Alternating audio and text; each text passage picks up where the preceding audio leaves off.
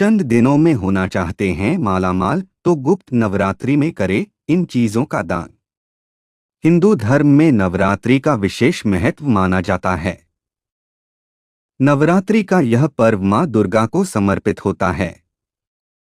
नवरात्रि के इन 9 दिनों में देवी मां के नव स्वरूपों की पूजा आराधना की जाती है। साल में 4 बार नवरात्रि का पर्व मनाया जाता है, जिसमें एक चैत्र नवरात्रि, दूसरा शारदीय नवरात्रि और 2 गुप्त नवरात्रि होते हैं, जो कि पहला गुप्त नवरात्रि माघ और दूसरा गुप्त नवरात्रि आषाढ़ में मनाया जाता है। आषाढ़ माह में मनाया जाने वाला यह गुप्त नवरात्रि पर्व सौभाग्य और मनोकामनाओं की पूर्ति का आशीर्वाद लेकर आता है। वैदिक पंचांग के अनुसार आषाढ़ माह की गुप्त नवरात्रि का शुभारंभ 6 जुलाई से हुआ था और इसका समापन सोमवार 15 जुलाई को होगा। नवरात्रि के दौरान माता रानी पूरे 9 दिन के लिए धरती लोक पर अपने भक्तों को आशीर्वाद देने के लिए आती हैं।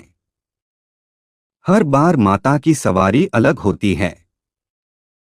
इस साल आषाढ़ माह की गुप्त नवरात्रि में मां दुर्गा घोड़े पर सवार होकर आई हैं।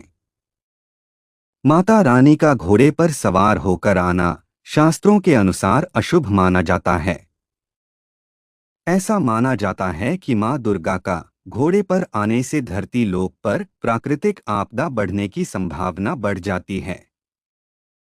वही तंत्र मंत्र की साधना में लीन रहने वाले लोगों के लिए गुप्त नवरात्रि बहुत महत्वपूर्ण मानी जाती है, क्योंकि इस नवरात्रि में 10 महाविद्याओं की गुप्त तरीके से पूजा अर्चना की जाती है। इस नवरात्रि में तंत्र साधना का भी महत्व है। इस दौरान 10 महाविद्याओं की साधना करने से घर में सुख शांति बनी रहती है और मन की हर मुराद पूरी होती है। ऐसा भी माना जाता है कि तांत्रिक अपनी सिद्धियां तंत्र मंत्र व यंत्र को इस नवरात्रि में जागृत करते हैं। मान्यता है कि अगर कोई साधक गुप्त नवरात्रि में अपनी साधना को किसी दूसरे व्यक्ति को बता देता है तो पूजा का फल नष्ट हो जाता है। वही आषाढ़ गुप्त नवरात्रि में दान पुण्य करने से अक्षय पुण्य की प्राप्ति होती है और मनोकामनाएं पूरी होती हैं। गुप्त नवरात्रि में कुछ चीजों का दान करने से घर में सुख समृद्धि आती है और मां लक्ष्मी की कृपा बनी रहती है। साथ ही रोगों से मुक्ति मिलती है और स्वास्थ्य अच्छा रहता है और व्यवसाय में सफलता भी मिलती है। इस वीडियो में मैं आपको बताऊंगा कि आषाढ़ गुप्त नवरात्रि में किन चीजों का दान करना चाहिए और गुप्त नवरात्रि में क्या खाना चाहिए और क्या नहीं खाना चाहिए। लेकिन उससे पहले अगर आप भी चाहते हैं कि मां दुर्गा का आशीर्वाद आप सभी पर बना रहे तो इस वीडियो को एक लाइक करें और चैनल को सब्सक्राइब कर ले और कमेंट बॉक्स में सच्चे दिल से जय मां दुर्गा जरूर लिखें। चलिए सबसे पहले जानते हैं कि आषाढ़ गुप्त नवरात्रि में किन चीजों का दान करने से सुख संपत्ति की प्राप्ति होती है। नंबर 1, घी का दान। घी को मां लक्ष्मी का प्रिय पदार्थ माना जाता है। आषाढ़ गुप्त नवरात्रि में घी का दान करने से मां लक्ष्मी प्रसन्न होती हैं और घर में धन दौलत और समृद्धि आती है। साथ ही मां दुर्गा भी अति प्रसन्न होती हैं। घी को बेहद ही पवित्र माना जाता है। घी का दान करने से सभी पापों का नाश हो जाता है और मन भी शुद्ध हो जाता है। घी का दान करने से ग्रह भी शांत हो जाते हैं और कुंडली में ग्रहों के अशुभ प्रभाव कम होने लग जाते हैं। नंबर 2, इलायची का दान।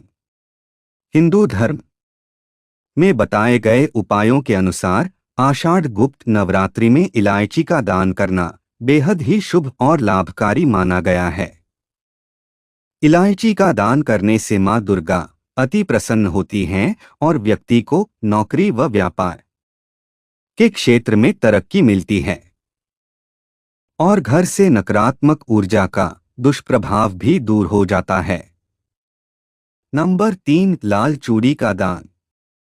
आषाढ़ माह की गुप्त नवरात्रि के इन पावन दिनों में लाल रंग की चूड़ियां दान करना काफी लाभदायक माना गया है। लाल रंग की चूड़ियां दान करने से मां दुर्गा शीघ्र ही प्रसन्न हो जाती हैं। लाल चूड़ी सुहाग की निशानी मानी जाती है। इसे दान करने से अखंड सौभाग्य का आशीर्वाद प्राप्त होता है। नंबर 4, केले का दान। धर्मशास्त्रों के अनुसार आषाढ़ मास की गुप्त नवरात्रि के इन शुभ दिनों में मां दुर्गा की कृपा पाने के लिए किसी जरूरतमंद गरीब व्यक्ति को केले का दान अवश्य करे। ऐसा करने से घर में बरकत आती है और मां दुर्गा के साथ साथ माता लक्ष्मी का भी आशीर्वाद प्राप्त होता है। नंबर 5, वस्त्र का दान। आषाढ़ माह की गुप्त नवरात्रि में मां दुर्गा की पूजा विधिवत रूप से करनी चाहिए और गुप्त नवरात्रि में जरूरतमंद और गरीब व्यक्तियों को वस्त्र दान करने से आपको सुख समृद्धि की प्राप्ति हो सकती है। साथ ही जीवन में चल रही परेशानियां भी दूर हो सकती हैं। इसके अलावा वस्त्र दान करने से दरिद्रता से भी छुटकारा मिल सकता है। साथ ही मनोवांछित फलों की प्राप्ति भी हो सकती है। नंबर 6, पुस्तक का दान। हिंदू धर्म के अनुसार आषाढ़ माह की गुप्त नवरात्रि में किताबें दान करना भी लाभकारी माना गया है। इससे व्यक्ति के जीवन में कभी दुख नहीं आता है और मां सरस्वती का आशीर्वाद भी बना रहता है। चलिए अब जानते हैं कि गुप्त नवरात्रि के व्रत में क्या नहीं खाना चाहिए।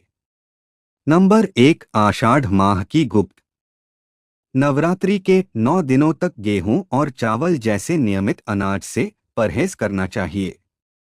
नंबर 2, गुप्त नवरात्रि के दौरान प्याज और लहसुन जैसे तामसिक खाने से भी परहेज करना चाहिए।